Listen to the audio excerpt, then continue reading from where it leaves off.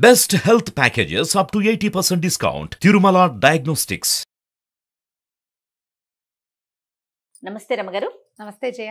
రమగారు, అయోధ్య నుంచి అక్షితలు ప్రతి ఇంటికి ప్రతి గుమ్మం దగ్గరికి వస్తూ ఉన్నాయండి. ఆఖరికి దేవాలయాల నుంచి మేళతాళాలతో తీసుకొచ్చి మరీ ఇస్తూ ఉన్నారు కదా. వీటిని మనం ఏ విధంగా పూజించాలి, అసలు విధి విధానం ఏంటండి? భారతదేశం అంతా పండగలాగా ఉంది కదా. అవునండి. కన్యాకుమారి టు కాశ్మీర్ టు కన్యాకుమారి మొత్తం అన్ని ఇళ్ళకి అందరికీ ఈ అక్షతలు పంచాలని పెట్టుకున్నారు. చాలా మంచి ఇది కదా జయ. కొన్ని వందల సంవత్సరాలుగా పూజలు అందుకునే అవకాశం లభించలేదు, పూజ చేసుకునే అవకాశం మనకి. ఆ ఊరు వెళ్ళినా అది అక్కడికి వెళ్ళి ఏం చేయాలి, ఏం చూడాలో తెలియని స్థితి నుంచి ఏం చూడాలో దాన్ని చూసేందుకు మనకు అవకాశం లభించింది. ఒక భవ్యమైన నిర్మాణము.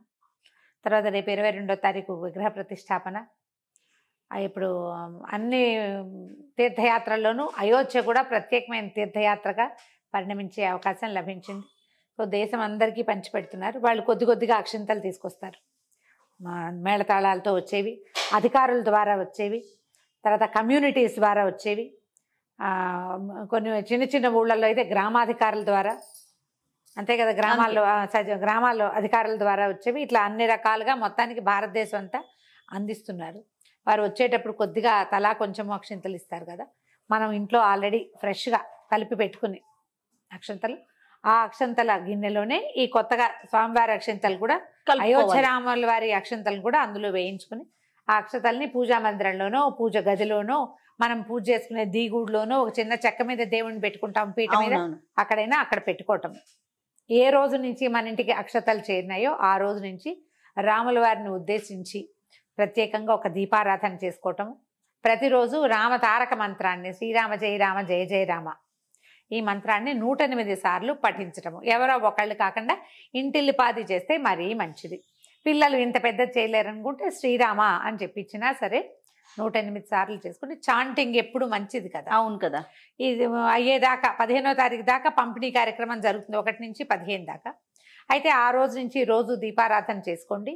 22వ తారీఖు మళ్ళీ బాగా దీపారాధన చేయి. 5 దీపాలని నాకు ఒక వార్త వచ్చింది. 22వ తారీఖు ఇళ్లలో 5 దీపాలు వెలిగించండి అని. మన అవకాశాలను బట్టి దీపారాధన ముఖ్యము. దీపారాధన చేసుకోవటము. ఈ అక్షతల్ని ఆ రోజున ప్రతిష్టాపన పూర్తయిన తర్వాత మనకందరికీ టీవీలలో సోషల్ మీడియాలో ప్రఖ్యాతంగా కనపడుతూనే ఉంటుంది. ప్రత్యక్ష ప్రసారాలే చూస్తాం కదా. ప్రతిష్టాపన అయ్యాక ఆ అక్షింతలు అందరం శిరస్సు మీద ధరించటం. వాటిని దాచిపెట్టుకోవాలా, బీరువాలో ఉంచుకోవాలా అని భావించొద్దు. రోజు బయటకు వెళ్ళేటప్పుడు 2 అక్షింతలు నెత్తి మీద వేసుకోవటం మంచిది. మనం ఎక్కువ వాటిలో కలుపుకుంటాం కాబట్టి ఉంటాయి కదా. అవును. ఏదైనా ముఖ్యమైన పని మీద వెళ్ళేటప్పుడు వేసుకోవచ్చు. అక్షతలు కొంతకాలం తర్వాత మెల్లిగా పాడవుతాయి. బీరువాల లోపల పెట్టుకోపోకండి, గాలిపారే చోటే పెట్టుకోండి. రోజువారీ 2 అక్షంతలు వేసుకోవటం. ఈ వారం రోజులు ఉంది కదా గ్యాప్ మనకి 22 దాకా. ఇన్నాళ్ళు వాటి పూజ చేయటం, రోజు దండం పెట్టుకోవటం. అవి మన కంటికి కనపడేలాగా పెట్టుకోండి. ఒక భరణిలోనో ఒక బౌల్లోనో పోసి పెట్టుకుంటే సరిపోతుంది. మనకి అయోధ్య నుంచి వచ్చిన ఉత్తర్వు అయితే అదే. మన ఆ తర్వాత 22వ తారీఖు ప్రతిష్టాపన జరుగుతుంది కాబట్టి శ్రీరామనవమి అనగానే మనకి రాముల వారి పండగ అనేసరికల్లా వడపప్పు పానకము చేయటం మన పద్ధతి. ఆయా ప్రాంతాల్లో ఎలా ఎలా ఆచరిస్తారో ఆ ప్రాంతాల ప్రకారం పూజా విధానం చేసుకుంటాం. మనం ఆ రోజు చక్కగా ఏ రామరక్షా స్తోత్రమో కూడా చదువుకుని రాముల వారికి విశేషంగా ఏదైనా ప్రసాద నివేదన చేసుకుని చక్కగా భవ్యంగా హారతిచ్చి, ఇలాగే మనం భారతీయులందరితోటి పూజించుకుని భారతీయులందరికీ పూజించే అవకాశాన్ని ఇవ్వు ప్రభు అని దండం పెట్టుకోవటం. రామరాజ్యం రావాలంటే, రామరాజ్యం ఇప్పుడు వస్తుందా? ఇప్పుడేమో మనకి రాజ్యం లేదు, రాజులు లేరు. కాకపోతే ప్రజాస్వామ్యంలో కూడా మనం మన హక్కులు కోల్పోకుండా, మన బాధ్యతల్ని మర్చిపోకుండా, మనం అధికారులతోటి ఇదైపోకుండా, దాని కింద వంగిపోక్కర్లేకుండా ప్రజలకి ఎవరి జీవితాన్ని వాళ్ళు ప్రశాంతంగా జీవించే అవకాశం కల్పించు ప్రభు. నీ రాజ్యంలో, రాముల వారి రాజ్యంలో అలాంటి అవకాశం ఉంది. అకాల మరణాలు లేవు రామరాజ్యంలో, అకాల మృత్యువు లేదు, అనారోగ్యాలు లేవు, ఏ తండ్రి కాటకాలు లేవు. ఏ తండ్రి తన కొడుక్కి తలకొరివి పెట్టవలసిన అవసరం ఉండేది కాదట. ఈతి బాధలు లేవు, విపరీతమైన వానలు కానీ, అకాల వర్షాలు కానీ, తర్వాత ఏమో కాటకం కానీ లేదు ఆ కాలంలో. ఋతువులు సజావుగా ఉండేవి. మనకు కూడా అదే కదా కావాలి జయ. అంతే కదా. మనకి ఇప్పుడు రాజక్కర్లా, రాజులు కాదు మనకు కావాల్సింది. రామరాజ్యంలో పరిస్థితులు ఎలా సామరస్యంగా ఉండేవో అలాంటివి కావాలి. అప్పుడు సామరస్యం ప్రజల మధ్యే కాదు, ప్రకృతి కూడా సామరస్యంగా ఉండేది. అవును, సామరస్యంగా సహకరించేది ప్రకృతి. సామరస్యంగా ఉంటే సమరసాలు ఎప్పుడు ఏది ఉండాలో అదే ఉండాలి.